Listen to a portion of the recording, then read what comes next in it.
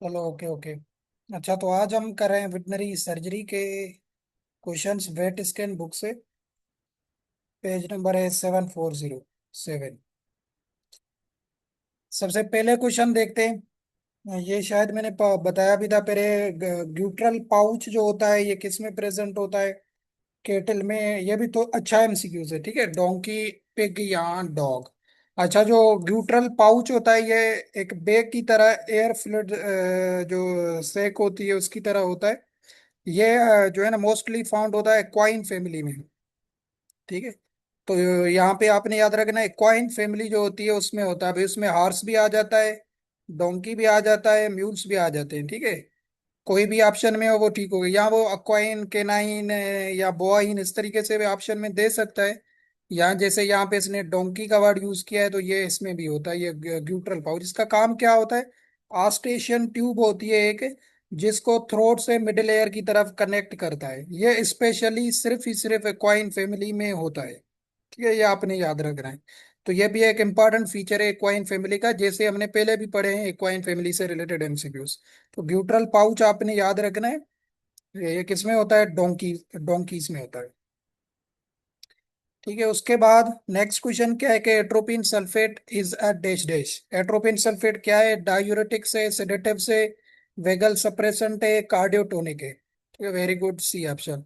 तो atropine sulphate क्या होती है? ये वेगस नर्व पे एक्शन करती है। इसको कहा जाता है वेगोलाइटिक ड्रग या वेगल सप्रेशन ड्रग भी कहा जाता है। क्यों कहा जाता है? ये ब्लॉक करती है वेगस नर्व के एक्शंस को। ठीक है, किसके? वेगस नर्व के एक्शंस को।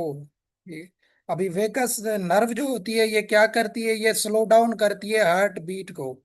वेगस नर्व क्या करती है? ये स्लो डाउन करती है हार्ट बीट को। तो जब एट्रोपिन सल्फेट इसको ब्लॉक करेगी तो क्या हो जाएगा? हार्ट बीट ज्यादा हो जाएगा। तो ये कब दिया जाता है? आपने देखा होगा, ये ब्रेडिकार्डिया कंडीशन होती है जब एनेस्थीसिया दिया जाता है उसके बाद ये वेटनरियन यूज करते हैं एट्रोपिन, ताकि एनिमल का जो हार्ट रेट है वो इंक्रीज हो सके, ऐसा ना हो कि वो कोमा में चला जाए। ठीक है।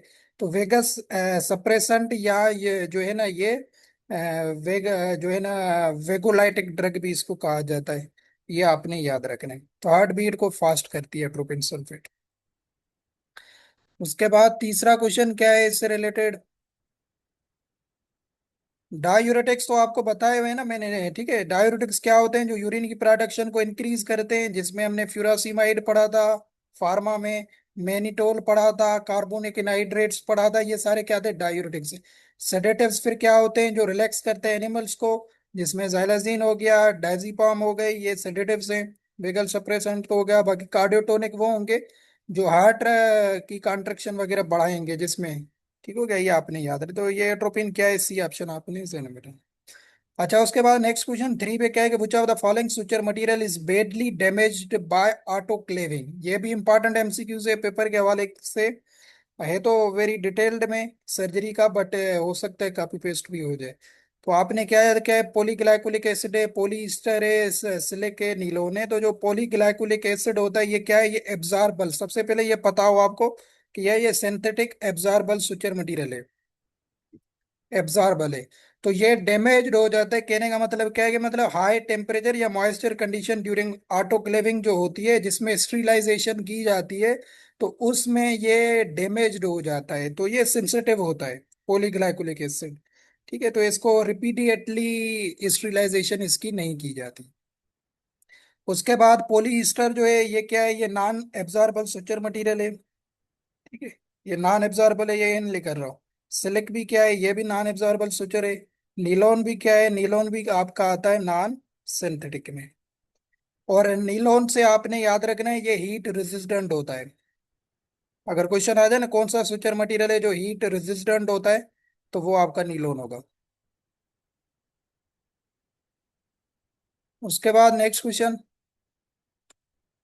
जो यहाँ से इंपॉर्टेंट है वो है, ये वाला भी देख लें। Amputation of Horne in goats is done by blocking nerves.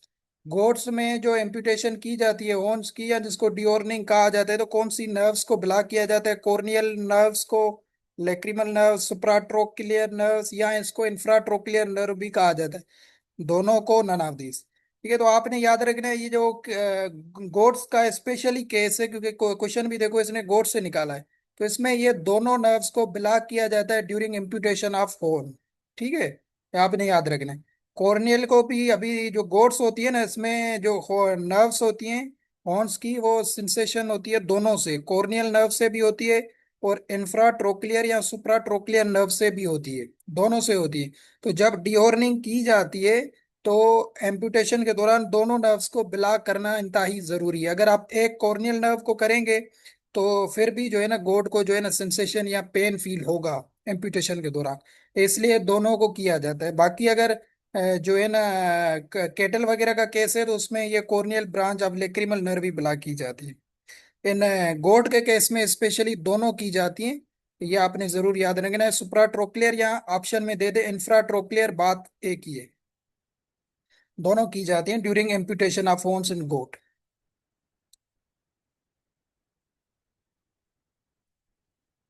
फिर देखते हैं कौन सा क्वेश्चन है। अच्छा, ये वाला भी देख लें क्योंकि ये भी एक क्वेन फैमिली का स्पेशल क्वेश्चन है। Dentigerous cyst is more common in. ये मोर कॉमन वाले क्वेश्चन आपने जरूर याद रखने हैं। इनसे का जब भी आप पेपर देखेंगे ये जरूर आते हैं कि ये फलान चीज जो है ये मोर कॉमन किस स्पेशी में होती है। ये पूछते हैं बहुत। डेंटिगोरस सिस्ट जो होती है ये मतलब टूथ टिश्यूज होते हैं या एबनॉर्मल टूथ जो है ना, एक फ्लूइड बनती है जिसे डेंटिग्रस। तो वेरी गुड। तो ये भी किसका स्पेशल फीचर है? हॉर्स का क्वाइन फैमिली का स्पेशल फीचर होता है। डेंटिगोरस किसे कहा जाता है? टूथ कंटेनिंग को कहा जाता है। मतलब वो सिस्ट जो को एबनॉर्मल या मिसप्लेस टूथ से रिलेटेड होती है उसको डेंटिगोरस सिस्ट कहा जाता है। तो ये भी स्पेशली किस में देखी जाती है? हॉर्स में देखी जाती है। मतलब एयर के जो है ना नजदीक सोइलिंग हो जाती है, वहां से फ्लूइड वगैरह डिस्चार्ज होता है, ठीक है, एबनॉर्मल मटेरियल वगैरह। तो ये किस में देखा जाता है? हॉर्स में देखा जाता है। तो ये भी क्वेश्चन आपने बिठाना है जहन में। बाकी ऐसे जितने इंपॉर्टेंट नहीं है ये वाले क्वेश्चन। ये वाला भी देख लें। 22 पे क्वेश्चन क्या है? The most radio sensitive tissue in the body is, कौन सा है? नर्व सेल है, मसल सेल्स है, ओवरीज एंड टेस्टिस है, फैट सेल्स है। तो मोर, ये क्वेश्चन शायद मैंने पहले भी डिस्कस किया हुआ है। मोस्ट रेडियो सेंसिटिव का मतलब क्या होता है? जो इजीली डैमेज्ड होते हैं बाय रेडिएशन, जैसे एक्सरेज हैं, गामा रेज हैं या एक्सेट्रा। तो इन रेडिएशंस के अकॉर्डिंग वो वेरी सेंसिटिव होते हैं, वो इजीली डैमेज्ड हो जाते हैं। तो वो कौन से सेल्स होते हैं? नर्व सेल, मसल सेल या ओवरी सेल्स। तो ओवरीज एंड टेस्टिस सेल्स जो होते हैं ये वाले, ये मोस्ट रेडियो सेंसिटिव होते हैं। ये आपने याद रखना है, ठीक है। क्योंकि रिप्रोडक्टिव गोनाड्स होते हैं तो ये मोर मोर रेडियो सेंसिटिव होते हैं। मतलब क्विकली डिवाइड हो जाते हैं अगर रेडिएशन इनको ज्यादा दिए जाएंगे तो। ठीक है, ये आपने याद रखना है। तो यहाँ तो वो एक भी ऑप्शन में दे सकता है, टेस्टिस भी दे सकता है या ओवरीज भी दे सकता है। आपको दोनों पता हो कि ये दोनों रेडियो सेंसिटिव होते हैं, ठीक है, हाईली सेंसिटिव होते हैं। फिर नेक्स्ट क्वेश्चन क्या है? 25 पे भी देख लेते हैं कि among the following commonly used mode of scan in modern diagnostic ultrasounding machines में कौन सा जो है ना मोड यूज किया जाता है स्कैनिंग का? ये भी क्वेश्चन हमने थ्योरी में सर्जरी जब पढ़ी थी उसमें डिस्कस किया था। A mode of scan, B mode of scan, A mode of scan, and of this. तो आपने याद रखना है जो commonly modern diagnostic ultrasound machines हैं उसमें बी मोड यूज किया जाता है। Very good, very good. B mode use किया जाता है। बी मूड को और क्या कहा जाता है? ब्राइटनेस मूड कहा जाता है। बी से ब्राइटनेस, याद रखिएगा। तो ये टू डायमेंशनल या ब्लैक एंड वाइट इमेज जो है ना इंटरनल ऑर्गन्स की बनाता है।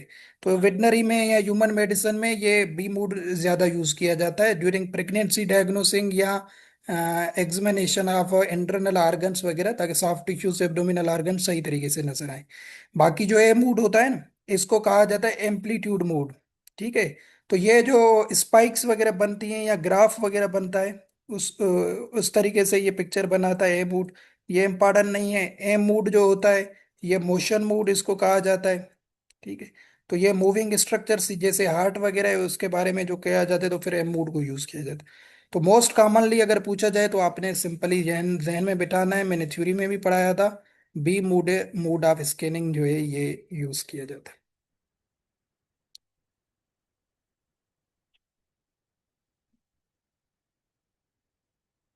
उसके बाद क्वेश्चन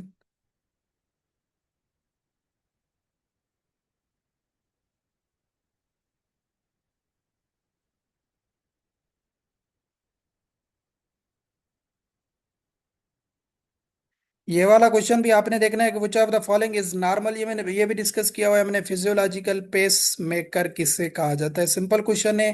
तो ये भी पेपर में दे सकता है। ऐसे नोड को कहा जाता है AV node, Purkinje fibre, none of this. तो नॉर्मल फिजियोलॉजिकल पेस मेकर किसे कहा जाता है, ऐसे नोड को कहा जाता है। इसका फुल फॉर्म क्या है, साइनो आर्ट्रियल नोड इसे कहा जाता है। ठीक है, very good, B option. Sino arterial node इसे क्यों कहा जाता है, क्योंकि ये जो है ना, इलेक्ट्रिकल जो इम्पल्सेस होती हैं ऑटोमेटिकली या हार्ट बीट को स्टार्ट करवाता है। ऐसे नोड शुरू यहाँ से होती हैं इम्पल्सेस, ऐसे नोड से। उसके बाद हेवी नोड होता है, फिर bundle of waves in Purkinje fibres, वहां तक ये जाती है। ठीक है।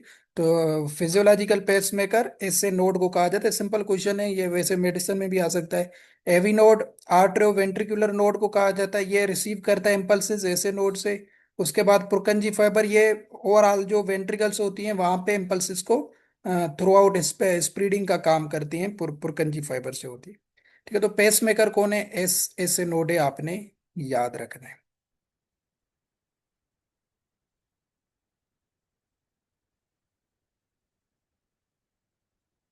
फिर देखते हैं क्वेश्चन।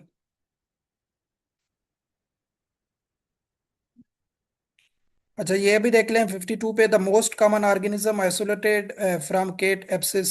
केट के एप्सिस में से कौन सा मोर कॉमन ऑर्गेनिज्म आइसोलेट किया जाता है, Pasteurella species, Clostridium, Salmonella, none of this. तो ये भी आपने क्वेश्चन याद रखना है। जो पास्चुरिला बैक्टीरिया होता है वो आइसोलेट किया जाता है केट की एप्सिस में से। ठीक है। या जब केट बाइट करती है, वाउंड होता है या वहां पे एप्सिस बनती है, तो उसमें मोस्ट जो बैक्टीरिया होता है, वैसे उसके माउथ या सलाइवा में ये बैक्टीरिया रहता है। तो वो जब किसी और एनिमल को, सो कैट को बाइट करेगी, तो यहाँ उस पे वाउंड इन्फेक्टेड हो जाएगा, तो वहाँ पे ये बैक्टीरिया इजीली वहाँ पे फैल जाता है टिश्यूज में, और पस वगैरह भर जाती है। तो ये जो है ना, आइसोलेट किया जाता है कैट की एब्सिस में से। कौन सा अगर पूछा जाए तो पास्चुरिला आपने याद रखना है।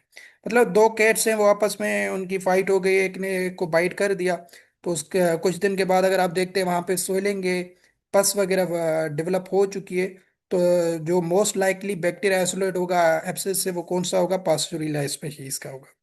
ठीक है, ये आपने याद है। तो कैट के एप्सिस में ये ज्यादा देखा जाता है। ये सिंपल ही क्वेश्चन है, पेपर में दे सकता है, बस आपने ये बैक्टीरिया का नाम याद रखना है।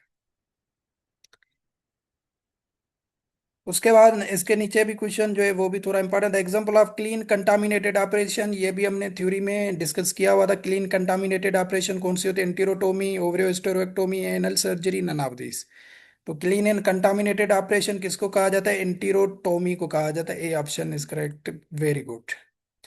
ठीक है, क्लीन एंड कंटामिनेटेड जो ऑपरेशंस होती है ना सर्जरी में, वो मतलब जिसमें जो सर्जन होता है वो बॉडी ऑर्गन्स तक पहुंचता है, या नॉर्मली जिसमें बैक्टीरिया कंटेन होता है, जैसे इंटेस्टाइन हो गया, रेस्पिरेटरी ट्रैक्ट हो गया, या यूरिनरी ट्रैक्ट हो गया, तो वो कंट्रोल कंडीशन में की जाती है विदाउट सिग्निफिकेंट कंटामिनेशन। ठीक है। तो एंटीरोटोमी जो होती है ना, तो उसे किसे कहते हैं, इंसिशन दिया जाता है इनटू इंटेस्टाइन। तो इंटेस्टाइन में आपको पता है वहां पे कंटेंट ऑफ बैक्टीरिया ज्यादा होता है। तो इसको क्लीन एंड कंटामिनेटेड ऑपरेशन कहा जाता है। ऐसे सिंपल क्वेश्चन है, ये पेपर में दे सकता है एंटीरोटोमी का, तो आपने याद रखना है। बाकी ओएचई तो आपको पता है, ये स्पेन को कहा जाता है। उसके बाद,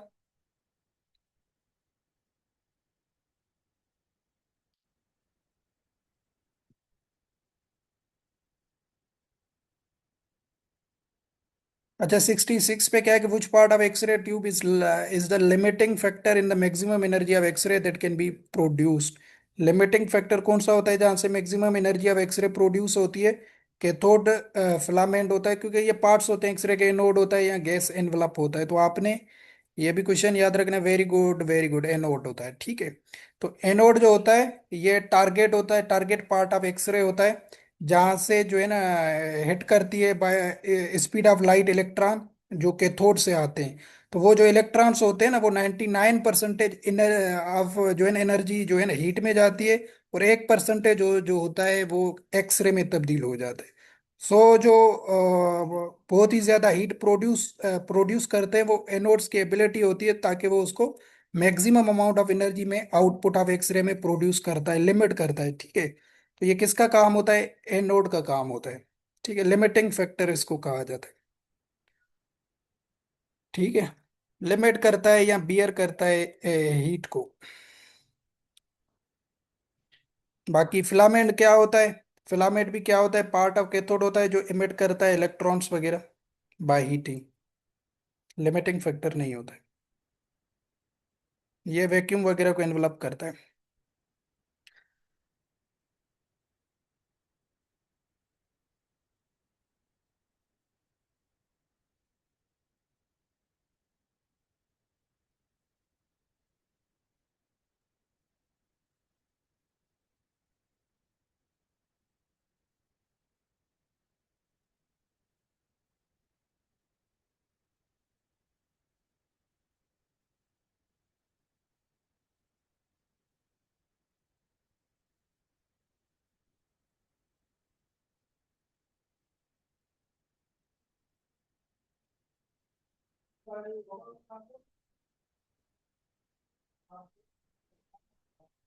बाकी ये देखे ना, ये काफी वो है, डिटेल्ड क्वेश्चन है, हमारे काम के नहीं है। आप पढ़ें तो पढ़ सकते हैं। इन्फ्लामेशन ऑफ लिगामेंट किसे कहा जाता है? टेटनाइटस को, सेल्यूलाइटिस को, डिस्माइटस को, नन ऑफ दिस। तो ये भी वेरी इंपॉर्टेंट इन्फ्लामेशन है, पेपर के हवाले से दे सकता है। लिगामेंट की इन्फ्लामेशन को क्या कहा जाता है? डिस्माइटस कहा जाता है। सिंपली आपने ये याद रखना है, ठीक है। पेपर में आ जाए डिस्माइटस या दे दे कि किसकी इन्फ्लामेशन को कहा जाता है। ये पैथो में भी हमने डिटेल में पढ़ा था, लिगामेंट की इन्फ्लामेशन को। ये वाला क्वेश्चन भी सर्जरी थ्योरी में बताया था। Cold application are indicated in subacute inflammation में, अक्यूट इन्फ्लामेशन में, क्रोनिक में या सेप्टिक इन्फ्लामेशन में। तो वहां पे भी आपको बताया था अक्यूट इन्फ्लामेशन जो शुरू में होती है उसमें कोल्ड एप्लीकेशंस यूज किए जाते हैं। जैसे इन्फ्लामेशन होती है तो कोल्ड एप्लीकेशंस इंडिकेटर्स होते हैं उसको खत्म करने के लिए।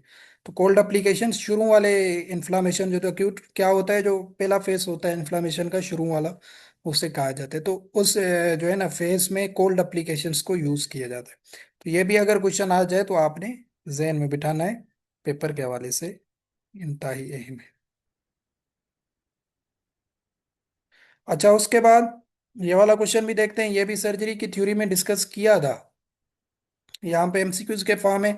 Abnormal large amount of granulation tissue is known as call, ये डायरेक्ट डेफिनेशन है, पेपर में डायरेक्ट आ सकती है। Proud flesh, callus, adenoma, sarcoma. तो abnormal amount of granulation tissues जब हो जाते हैं तो उस कंडीशन को कहा जाता है प्राउड फ्लैश, ठीक है। A option is the correct होता है। मतलब क्या, ग्रेन्युलेशन टिश्यूज क्या होते हैं? वाउंड हीलिंग के लिए नेसेसरी होते हैं। ये क्या होते हैं? ग्रेनुलेशन टिश्यूज बाउंड हीलिंग के लिए नेसेसरी होते हैं। बट अगर ये एबनॉर्मल या एक्सेसिव अमाउंट में जो है ना ग्रोथ करते हैं तो उस कंडीशन को प्राउड फ्लैश कहा जाता है। ये आपने याद रखना है, डायरेक्ट डेफिनेशन याद रखना। ये मोस्टली लेग्स में देखे जाते हैं, लेग्स में। और ये भी हार्सेस में ज्यादा देखा जाता है। अगर आप देखते हैं हार्स में कोई वाउंड वगैरह है, कुछ हफ्तों के बाद या कुछ दिनों के बाद अगर वहां पे आपको कोई रेड मास नजर आता है, जिसकी ग्रोथ आपको नजर आ रही है आउट ऑफ बाउंड, तो आप जो है ना उस कंडीशन को कहेंगे कि ये प्राउड फ्लैश कंडीशन है, ठीक है। ताकि वो मतलब उस बाउंड को क्लोज करने से रोकती है। इस कंडीशन को प्राउड फ्लैश एक वेटनरियन में टर्मिनोलॉजी ये कहा जाता है। तो आपने ये भी डायरेक्ट एमसीक्यूज याद रखना है। जब ग्रेन्युलेशन टिश्यूज की एक्सेस अमाउंट हो जाती है या एबनॉर्मल अमाउंट हो जाती है, उसको प्राउड फ्लैश कहा जाता है। कैलस बोन से रिलेटेड है, ठीक है। एडिनोमा किसे कहा जाता है? बिनाइन ट्यूमर है, ये भी पढ़ाया था, किसका? ग्लैंडुलर टिश्यूज का। सार्कोमा किसे कहा जाता है? सार्कोमा मेलेग्नेंट या कैंसरस ट्यूमर होता है कनेक्टिव टिश्यूज का, ठीक है।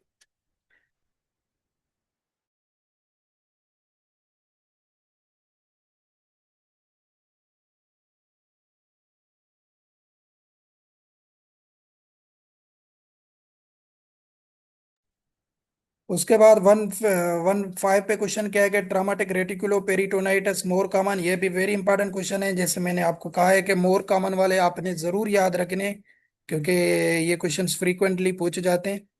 Very good, very good, very good. Traumatic reticulo peritonitis condition sheep में ज्यादा देखी जाती है, गोट में, बफेलो में। तो सबसे पहले आपने याद रखना है, बफेलो में सबसे ज्यादा देखी जाती है ट्रॉमेटिक रेटिकुलो पेरिटोनाइटिस। मेडिसिन में भी बताया था इस डिजीज को हार्डवेयर डिजीज कहा जाता है। ये नाम भी इसका पेपर में दे सकता है कि हार्डवेयर डिजीज किसे कहा जाता है? ट्रॉमेटिक रेटिकुलो पेरिटोनाइटस को कहा जाता है, जिसमें एनिमल कोई शार्प ऑब्जेक्ट्स खा जाता है, जैसे कोई नेल है, वायर है, पिन है, मेटल है, कोई भी ऑब्जेक्ट होगा वो खा जाएगा, तो वो कहाँ जाता है, वो सेटल हो जाता है रेटिकुलम में। तो रेटिकुलम में क्या हो जाती है, रेटिकुलो वर्ड लिखा हुआ है ना, ट्रामाटिक रेटिकुलो, तो रेटिकुलम में इन्फ्लामेशन हो जाती है जिससे रेटिकुलाइटिस कहा जाता है। और उसके बाद जो लाइनिंग होती है एब्डोमिनल वाल की, जिसे पेरिटोनियम कहा जाता है, वहां पे भी इन्फ्लामेशन हो जाती है जिसको पेरिटोनाइटिस कहा जाता है। तो इस कंबाइन प्रॉब्लम को कहा जाता है ट्रामाटिक रेटिकुलो पेरिटोनाइटिस। तो ये मोस्ट कॉमनली किस में देखा जाता है, बफेलोज में देखा जाता है, ये आपने याद रखना है। और उसके बाद बफेलो से और क्या चीज और कॉमन क्या होती है डिजीज, और डिजीज होती है हेमोरेजिक सेप्टिसिमिया। ठीक है, एचएस भी सबसे ज्यादा सब में होती है। मोर कॉमन वाला वर्ड फिर आ जाए तो वो भी आपने याद रखना है, बफेलो में ज्यादा देखी जाती है। तो यह भी ट्रामाटिक रेटिकुलो पेरिटोनाइटिस भी पेपर में दे सकता है, किस एनिमल में ज्यादा देखी जाती है, बफेलोज में ज्यादा देखी जाती है। यह आपने याद रखें। उसके बाद 116 पे क्वेश्चन क्या है कि wounds heal better at the environmental temperature of, ये भी हमने कैप्सूल में थ्योरी के टाइम आपको बताया था, इसका temperature 30 degree Celsius, 25 more than 35, none of this. तो ये भी छोटा सा क्वेश्चन है, वाउंड किस एनवायरनमेंट पे बेटर हील होता है 30 डिग्री सेल्सियस पे। ठीक है, इस एनवायरमेंटल टेम्परेचर पे सर्कुलेशन बेहतर होती है वाउंड की, या जो हीलिंग का वर्क होता है वो इफिशिएंट होता है। तो 30 डिग्री सेल्सियस आपने याद रखना है, ये भी आपको पता हो, बट ये सच पेपर के लिए इंपॉर्टेंट नहीं है, आपके जेन से जो है ना निकला हुआ लाजमी है। फिर आते हैं क्वेश्चन किस पे, 119 पे, ये भी वेरी इंपॉर्टेंट क्वेश्चन है, जीप्स ऑपरेशन, ये डबल पी होगा यहाँ पे, ठीक है। जीप्स जीप्स operation is related with disease of ear, tongue, nose या आईज। तो आपने याद रखना है, ये जीप्स जो ऑपरेशन होती है ये किससे रिलेटेड है, एयर से रिलेटेड है ये। वेरी गुड, एयर से रिलेटेड है, और इसको एडवांस किया, ये मतलब सर्जिकल ऑपरेशन परफॉर्म की जाती है क्रोनिक केसेस में, क्रोनिक एयर कंडीशंस में। कहाँ पे की जाती है ये भी क्योंकि एयर के भी पार्ट होते हैं, एक्सटर्ना होता है, इंटरना होता है। तो ये भी अगर थोड़ा सा एडवांस करके दे दे कि भाई जीप्स ऑपरेशन एयर में तो की जाती है, बट कहाँ पे इन्फ्लामेशन होती है, तो ये भी आपने याद रखना है, उससे कहा जाता है ओटाइटस एक्सटर्ना। ठीक है, कहाँ पे की जाती है ये लिख देता हूं मैं यहाँ पे, otitis externa. Very good very good, otitis externa. ठीक है, ये वाला जो पार्ट होता है यहाँ पे लॉन्ग स्टैंडिंग इन्फ्लामेशन होती है, इन्फेक्शन होता है, जहाँ पे ये परफॉर्म की जाती है, मतलब ड्रेनेज किया जाता है, डिस्चार्ज को, सर्कुलेशन को बेहतर किया जाता है, क्रोनिक इन्फेक्शन होता है। तो सिंपली अगर पूछा जाए जीप्स ऑपरेशन, तो आपने एयर वाला वर्ड याद रखना है कि ये एयर में की जाती है, ये केनाल, एयर केनाल होता है ओटाइटिस एक्सटर्ना।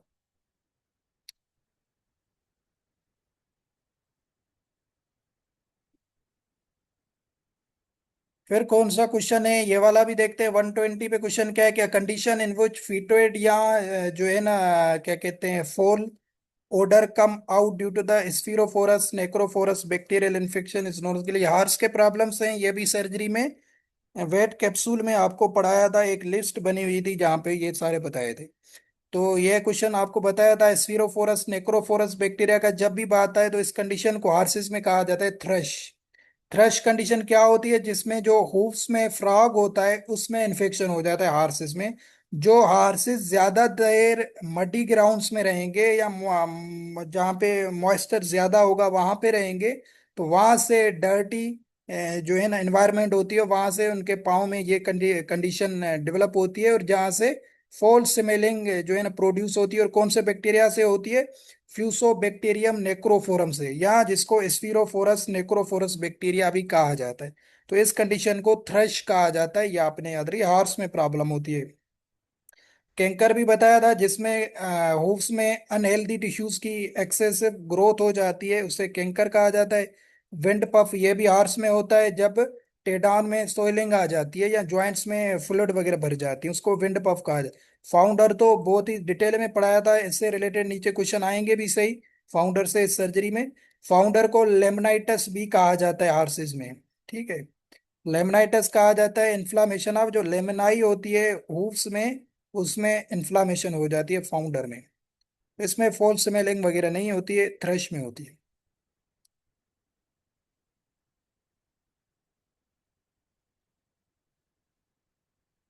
अच्छा, नीचे वाला क्वेश्चन भी देख लें। लिम्फेंजाइटिस इज इन्फ्लामेशन ऑफ किससे कहा जाता है? Lymphatic vessels. ये शायद मेडिसिन में भी बताया था।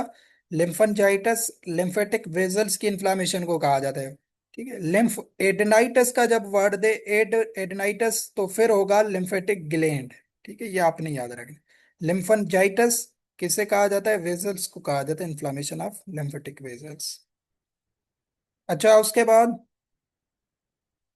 ये वाला भी 126 पे भी क्वेश्चन देखते हैं। Can rumenotomy which type of suture is used? ये भी थ्योरी में डिटेल में बताया था। रिमिनोटोमी में कौन से टाइप ऑफ सुचर्स यूज किए जाते हैं? Lombard and Cushing suture, lock stitch sutures, vertical mattress and horizontal mattress. Very good, very good. तो रिमिनोटोमी में कौन सा? नहीं नहीं, सी सी सी नहीं होगा। रिमिनोटोमी में सर्जिकल ऑपरेशन जिसमें रिमन को ओपन किया जाता है। ठीक है, मतलब कोई फॉरेन बॉडीज वगैरह आ गई, उसको ट्रीट किया जाता है। तो इसमें आपने याद रखना है, ये वेट वेट कैप्सूल में भी बताया था, लंबार्ड एंड कशिंग सुचर जो है ना यूज किए जाते हैं रिमिनोटोमी में। ठीक है, तो उसको लंबार्ड एंड कशिंग सुचर कहा जाता है। यह आपने इसी फॉर्म में याद रखना है रिमिनोटोमी। इससे रिलेटेड और भी एमसीक्यूज हैं डिफरेंट प्रॉब्लम्स के, वो आपने सुचर्स पर इनके याद रखने हैं। लंबार्ड एंड कशिंग सुचर जो है ना रिमिनोटोमी में यूज किए जाते हैं। उसके बाद 127 पे क्या है कि in right displacement of abomasum during abomasopexy which type of suture is used? ठीक है, तो ये भी क्या है, डिस्प्लेसमेंट ऑफ एबोमिज्म बता चुका हूँ, दो टाइप्स की होती है, राइट एंड लेफ्ट। ठीक है, जिसमें एबोमिज्म डिस्प्लेसमेंट का क्या मतलब होता है? मतलब एबोमिज्म अपनी जगह से डिस्प्लेस हो जाता है। तो एबोमेसोपेक्सी किसे कहा जाता है? ये भी आपने याद रखना। एबोमेसोपेक्सी कहा जाता है जिसमें आप जो है ना फिक्स करते हैं एबोमिज्म को, जो है ना एब्डोमिनल वाल, ताकि वो दोबारा मूव ना कर सके। इसको एबोमेसोपेक्सी कहा जाता है। तो मतलब इसका ये सर्जिकल प्रोसीजर होता है। तो एबोमिज्म डिस्प्लेसमेंट कंडीशन में कौन सा टाइप ऑफ सुचर यूज किया जाता है? यह भी आपने याद रखना है, जिसको लॉक एंड स्टिच सुचर कहा जाता है। जब भी डिस्प्लेसमेंट, एबोमेजल डिस्प्लेसमेंट की बात करें, लॉक एंड स्टिच सुचर आपने जहन में बिठाना है। ठीक है। लेफ्ट लेफ्ट लेफ्ट, ये क्वेश्चन पढ़ाया हुआ है कि अगर क्वेश्चन आ जाए कि which of the following is more common displacement of abomasum, तो फिर आपने याद रखना है left displacement of abomasum. Left बहुत ही कॉमन होती है। ठीक है, ओके। अच्छा, उसके बाद next question 128, during dehorning operation which type of suture में भी अप्लाइड? तो डीहॉर्निंग में भी आपने याद रखना है lock and stitch suture he use किया जाता है। ठीक है, लॉक एंड स्टिच सुचर। बाकी हॉरिजेंटल वर्टिकल मैट्रेस मैंने कैप्सूल में भी बताया था, यहाँ पे भी क्वेश्चन आएंगे, परेशान नहीं होना। ये टीथ फिस्टुला और टेल गैंग्रेनी में यूज किए जाते हैं। ठीक है, लॉक एंड स्टिच सुचर भी डीहॉर्निंग में भी lock and stitch suture use किए जाते हैं। इम्पिटेशन ऑफ उसमें जब प्रोवाइड किया जाता है, क्लोज किया जाता है किसके साथ? लॉक एंड स्टिच डीहॉर्निंग में भी, तो उसके साथ डिस्प्लेसमेंट ऑफ एबोमिज्म में भी। उसके बाद नेक्स्ट क्वेश्चन कौन सा है?